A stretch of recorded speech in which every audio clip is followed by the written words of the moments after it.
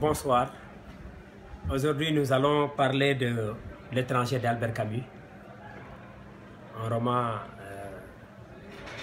du XXe siècle, un roman qui s'inscrit résolument dans la littérature française. C'est un roman également qui traite essentiellement la condition humaine. Donc, publié en 1942, L'étranger d'Albert Camus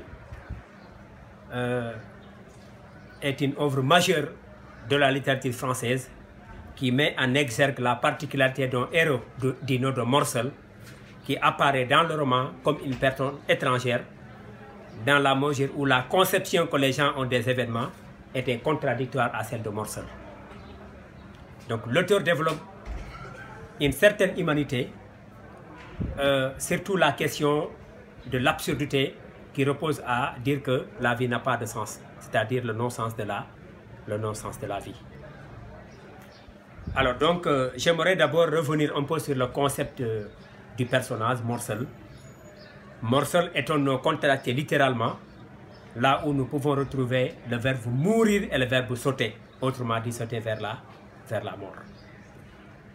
Alors, donc, avant d'entrer dans le vif du sujet, c'est-à-dire de parler du roman, nous allons d'abord nous intéresser à la biographie d'Albert Camus.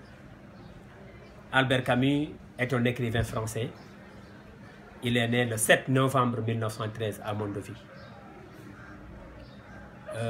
D'un père d'origine alsacienne et d'une mère d'origine espagnole.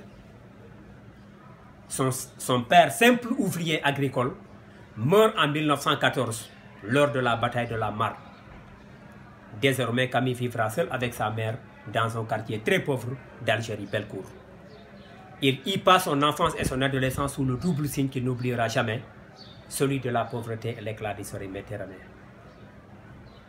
Il doit exercer divers emplois pour poursuivre ses études en philosophie.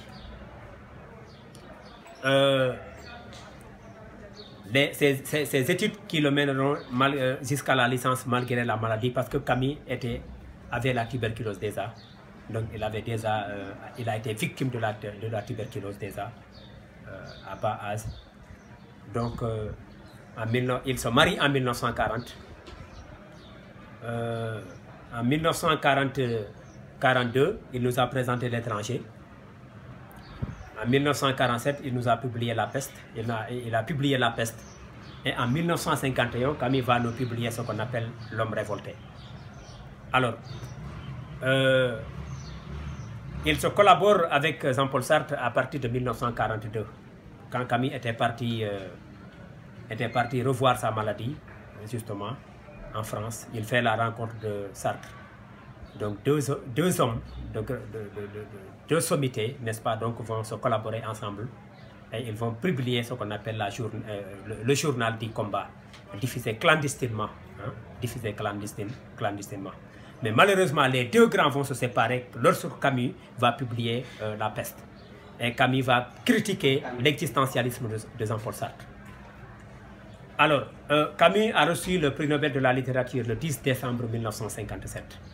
Et il a fait un discours retentissant. C'est pourquoi Camus dit, quelles que soient nos infirmités personnelles, la noblesse de notre métier s'enracinera toujours dans deux engagements difficiles à maintenir. Le refus de mentir sur ce que l'on sait et la résistance à l'oppression. Les journalistes lui ont posé d'ailleurs la question que Camus devait se prononcer sur la guerre d'Algérie. C'est pourquoi Camus dira que je crois à la justice, mais je défendrai ma mère avant la justice.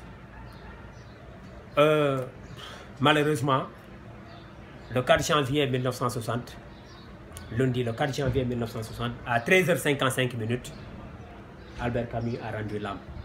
Albert Camus était victime d'un accident de véhicule. C'est une route vers Lyon. Donc la voiture dans laquelle il se trouvait s'était écrasée contre un arbre. Et finalement, l'homme est décédé. Et Jean-Paul Sartre dira, c'est l'admirable conjonction d'une personne, d'une œuvre et d'une action. Donc c'est la biographie sommaire que je peux faire de l'homme Camus, en attendant d'entrer un peu dans les détails. Alors donc je vais revenir un peu sur le résumé de l'œuvre rapidement. le roman raconte, c'est-à-dire le héros Marcel, qui a perdu sa mère. Marcel avait placé sa maman dans un asile pour vieillards. Parce qu'il n'avait pas les moyens. Il a juste nécessaire de prendre sa maman et l'a amenée justement dans un asile pour vieillards. Un jour, le télégramme lui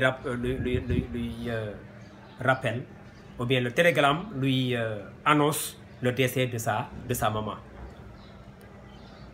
Vous allez vous rendre compte si vous ouvrez, quand vous prenez le roman et vous ouvrez le roman à la première page, vous allez vous rendre compte que le personnage principal va partir. Il dira aujourd'hui maman est morte. Ou peut-être hier, je ne sais pas. J'ai reçu un télégramme de l'asile. Mère décédée, enterrement demain, sentiments distingués. Cela ne veut rien dire, c'était peut-être hier. L'asile de vieillards est à Marengo, à 80 km d'Alger. Je prendrai l'autobus à 2 heures. Ainsi, je pourrai veiller et je rentrerai demain soir. J'ai demandé 2 jours de congé à mon patron. Il ne pouvait pas me les refuser avec une excuse pareille. Il n'avait pas l'air content. Je lui ai même dit ce n'est pas de ma faute. J'ai pensé alors que je n'aurais pas dû lui dire cela. C'était plutôt à lui de me présenter ses condoléances. Il le fera sans doute après-demain quand il me verra en deuil. Pour le moment, c'était comme si maman n'était pas morte. Après l'enterrement, au contraire, ce sera une affaire déjà classée et tout aura revêtu une allure plus officielle. Pour l'asile, j'ai mangé au restaurant Céleste comme d'habitude. J'ai pris l'autobus. Quand je suis parti, ils m'ont accompagné à la porte. Et Céleste même m'a dit on n'a qu'une seule mère. J'étais un peu étourdi parce qu'il a fallu que je monte chez Emmanuel pour lui emprunter une cravate noire et un brassard. Il a perdu son oncle il y a quelques mois. Donc c'est Marcel qui raconte. Il va quitter Marengo pour aller assister à l'enterrement de sa mère qui est décédée. Lorsqu'il arrive, il n'a pas voulu voir. La première des choses qu'il va faire, c'est de refuser d'abord de voir le corps de sa mère. Parce qu'il va rencontrer le concierge. Le concierge lui dit pour récupérer le corps de votre maman, il faut attendre le directeur. Le directeur lui a serré la main, comme Marcel lui-même il dit, je ne savais trop comment la retirer. Donc, premier comportement bizarre que Marcel va faire, c'est de refuser de voir le corps de sa mère. Deuxième comportement bizarre, il fume devant la dépouille, devant sa mère. Troisième comportement bizarre, Marcel va prendre du café au lait devant sa mère. Ça, c'est pas nous. Nous sommes en face d'un personnage qui se moque. Après l'enterrement, le héros est revenu à Alger, là où il travaille. Parce qu'on a enterré Madame Marcel. Le héros revient. Il fait la rencontre de Marie Cardona. Marie aussi va se rapprocher de Marcel. Le feu du désir les rapproche. Ils se sont aimés très vite.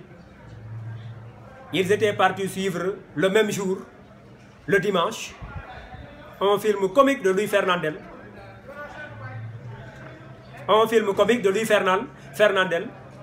Ils vont se baigner ensemble. Et Marcel n'a jamais dit à Marie qu'il est en deuil. Et finalement, ils vont terminer la soirée dans la chambre de Marcel. Tout ça, la société est en train de noter, mais ils n'ont pas le droit de l'emprisonner, ils n'ont pas le droit de l'arrêter. C'est pourquoi donc, les jours qui suivent, Marcel était parti accompagner Raymond Sintès, un voisin de palier, qui avait les jours précédents bastonné sa copine arabe. Il a bastonné sa copine arabe et il l'a blessée sérieusement. Marcel va aller accompagner Raymond Sintès pour aller voir un couple qui vit dans un cabanon. Ils étaient accompagnés de Marie. Et c'est là-bas qu'ils ont été attaqués. Raymond avait un revolver. Il avait un pistolet. Morcel a récupéré le pistolet pour que Raymond ne commette pas un scandale. Mais malheureusement, c'est lui-même qui va se retrouver dans le bain. Qu'est-ce qui va se passer? Ils se sont bagarrés pour la première fois. Raymond a été blessé sans gravité. Deuxième fois, Morcel, tellement qu'il faisait très chaud, Morcel a jugé nécessaire de revenir à la place pour se promener. Et c'est là-bas qu'il a été attaqué. Lorsqu'il a été attaqué, il va détruire, comme il le dit dans le roman, l'équilibre du jour. Dans cette place exceptionnelle où j'avais été heureux, que j'ai frappé à la porte du malheur. Donc le héros va prendre le revolver qu'il avait pris par précaution à Raymond Sintès, va abattre l'arabe 4 fois. Albert Camus dit que ça c'est absurde. Lorsqu'il a abattu l'arabe, il a été conduit à la justice. Non parce qu'il a tué l'arabe, mais à cause de sa conduite antisociale à la mort de sa mère. Et son avocat qui demandait, enfin, est-il accusé d'avoir enterré sa mère sans larmes ou d'avoir tué un homme? Le procureur répond, j'accuse cet homme d'avoir enterré sa mère avec un corps de criminel. Albert Camus dira, moi j'ai résumé l'étranger il y a longtemps par une phrase dont je reconnais qu'elle est paradoxale. Il dit, dans notre société, tout individu qui ne pleure pas le jour de l'enterrement de sa mère mérite d'être condamné à mort. Albert Camus dit que ça c'est absurde. C'est pourquoi Camus dit, la vie n'a pas de sens. Camus se posait la question, la vie vaut-elle la peine d'être vécue? Albert Camus l'a dit, Sartre également a dit que la vie n'a pas de sens, mais Sartre a dit que comme la vie n'a pas de sens, qu'est-ce que nous faisons ici, nous autres? Disparaissons. Albert Camus lui dit non, la vie n'a pas de sens et que nous n'avons que celle-ci. Occupons-nous soigneusement de celle-là, parce qu'après cette vie, il n'y a plus rien. Après cette mort, la mort ne t'ouvre pas une autre porte. Donc c'est pourquoi les deux grands vont se séparer. Je vous ai parlé de la publication de L'homme révolté en 1951, quand Camus va acerbement critiquer Jean-Paul Sartre à travers l'existentialisme. Et c'est pourquoi donc Sartre va rétorquer. Donc le premier thème du roman de l'étranger, c'est l'absurdité, le non-sens de la vie. La vie vaut-elle la peine d'être vécue? Camus se posait la question de savoir. C'est pourquoi donc Camus dit que ce monde-là en lui-même n'est pas raisonnable. C'est tout ce qu'on peut en dire. Mais ce qui est absurde, c'est la confrontation de cet irrationnel et le désir éperdu de clarté dont l'appel raison au plus profond de l'homme. Camus l'a dit dans le mythe de Sisyphe. C'est pourquoi donc, selon Albert Camus, la vie n'a pas de sens. Le premier roman qui a été développé, c'est ici, c'est l'absurdité, la question du non-sens de la vie. Deuxième thème du roman, c'est le thème de la justice. Albert Camus s'adressait aux hommes politiques. En août 1937, l'écrivain Albert Camus disait, chaque fois que j'entends un discours politique ou que je lis ceux qui nous dirigent, je suis effrayé de n'entendre rien. Ce sont toujours les mêmes mots qui disent les mensonges et que les hommes s'en accommodent, que la colère du peuple n'est pas brisée les fantos. J'y vois la preuve que les hommes n'accordent aucune importance à leur vie, à leurs intérêts soi-disant vitaux.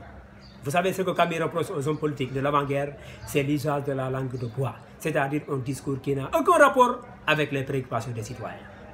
Donc Camus n'a jamais accepté de traiter avec les hommes politiques.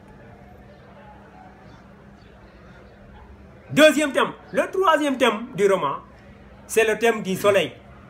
Le soleil qui va pousser Morcel à commettre un crime. Le soleil va faire de sorte que le héros va être inconscient et il va abattre l'arabe. 4 fois, il a été conduit à la justice. Les juges ont déplacé le centre de gravité du problème. Donc finalement, Morcel, à la fin du roman, Morcel va être décapité. Morcel va être décapité. Les gens, c'est pourquoi il le dit, quand la sonnerie a encore retenti, que la porte du box s'est ouverte, c'est le silence de la salle qui est monté vers moi.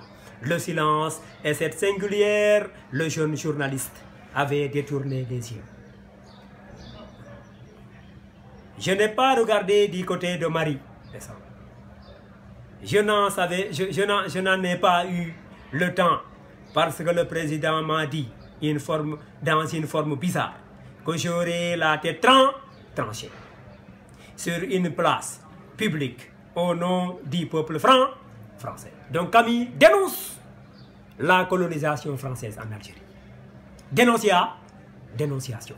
Parce que la France avait considéré l'Algérie comme un département d'outre-mer. Mais malheureusement, les Algériens autochtones n'avaient pas le droit d'exister, n'avaient pas le droit d'exprimer leurs préoccupations.